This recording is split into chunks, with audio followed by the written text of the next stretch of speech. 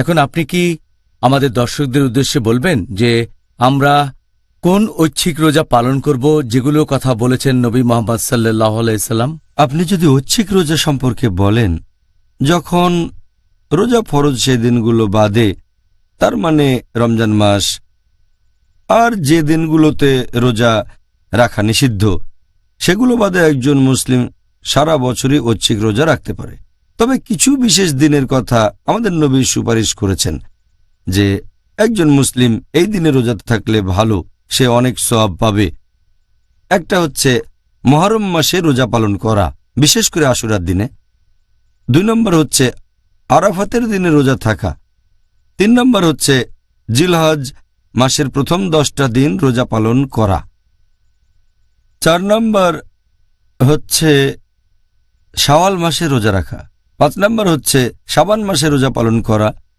6 নম্বর হচ্ছে নিষিদ্ধ মাসে রোজা পালন করা, আশুর আল হুরুম নিষিদ্ধ মাসে। 7 নম্বর হচ্ছে রোজা পালন করা আয়ামুল বিদ, মানে প্রতি মাসে 3 দিন, প্রত্যেক মাসে 13, 14 আর 15 তারিখে।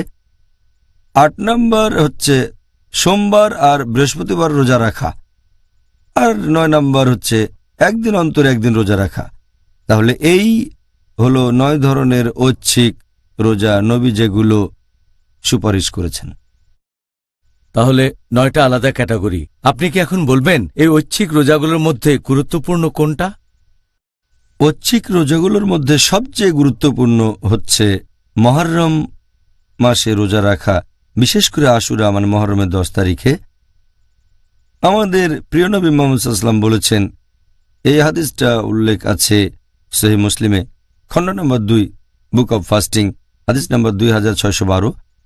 এক লোক নবীকে প্রশ্ন করল, কোন নামাজ পড়া সবচেয়ে বেশি গুরুত্বপূর্ণ 5 ওয়াক্ত নামাজের পরে, বাধ্যতামূলক নামাজের পরে, আর কোনটা সবচেয়ে গুরুত্বপূর্ণ রোজা বাধ্যতামূলক রোজার পরে, রমজান মাসের ফরজ রোজার পরে? নবী বললেন, সবচেয়ে গুরুত্বপূর্ণ নামাজ 5 ওয়াক্ত ফরজ নামাজের পরে হচ্ছে রাতের বেলার নামাজ, আর সবচেয়ে গুরুত্বপূর্ণ রোজা রমজান মাসের রোজার পরে হচ্ছে মুহররম মাসে রোজা রাখা। মুহররম মাসে রোজা পালন সবচেয়ে গুরুত্বপূর্ণ। আমাদের প্রিয় নবী মুহাম্মদ সাল্লাল্লাহু আলাইহি ওয়াসাল্লাম আরও বলেছেন, এই হাদিসটা উল্লেখ আছে তিরমিজিতে, বুক অব ফাস্টিং, হাদিস নাম্বার 752।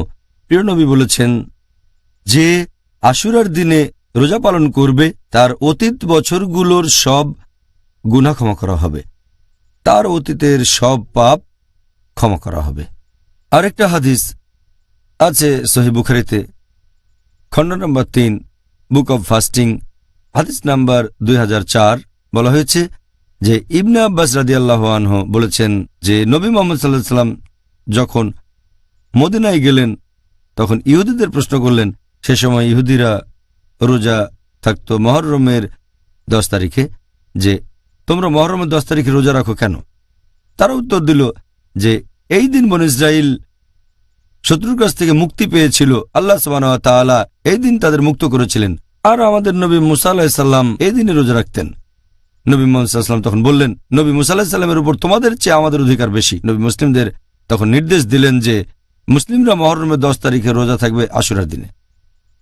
আরও একটা হাদিস আছে সুনান আবু দাউদে, খণ্ড নম্বর 2, বুক অব ফাস্টিং, হাদিস নাম্বার 2439। এখানে ইবনে আব্বাস বলেছেন, আল্লাহ তার উপর সন্তুষ্ট হন, যে যখন নবী মুহাম্মদ সাল্লাল্লাহু আলাইহি ওয়াসাল্লাম বললেন যে মুসলিমদের উচিত মুহররমের 10 তারিখে রোজা রাখা, তার মানে আশুরার দিনে, তখন কয়েকজন সাহাবী নবীর কয়েকজন সহচর নবীকে বললেন যে এই দিনটা তো উদযাপন করে থাকে ইহুদিরা, এটা তাদের কাছে গুরুত্বপূর্ণ দিন। নবী তখন বললেন, আগামী বছর ইনশাআল্লাহ আমরা মুহররমের 9 তারিখে রোজা রাখব। তবে দুর্ভাগ্যজনক যে নবী এর পরের বছরে জীবিত ছিলেন না, তার আগে তিনি মারা গেছেন। সুন্নান আল নিসাইর একটা হাদিস, বুক অব ফাস্টিং, হাদিস নাম্বার 2416, যে নবী 4টা জিনিস কখনো মিস করতেন না। 1 নম্বর আশুরার দিনে রোজা রাখা, 2 নম্বর জিলহজ মাসের প্রথম 10 দিন রোজা রাখা, 3 নম্বর প্রত্যেক মাসে 3 দিন রোজা রাখা, আয়ামুল বিদ, আর ফজরের নামাজের আগে 2 রাকাত সুন্নত নামাজ। এই হাদিসের ভিত্তিতে জানতে পারি যে খুব ভালো আশুরার দিনে রোজা রাখাটা, অর্থাৎ মুহররম মাসের 10 তারিখে রোজা রাখা। তবে ইহুদিদের থেকে আলাদা করার জন্য ভালো হয় যদি 9 তারিখেও রোজা থাকেন।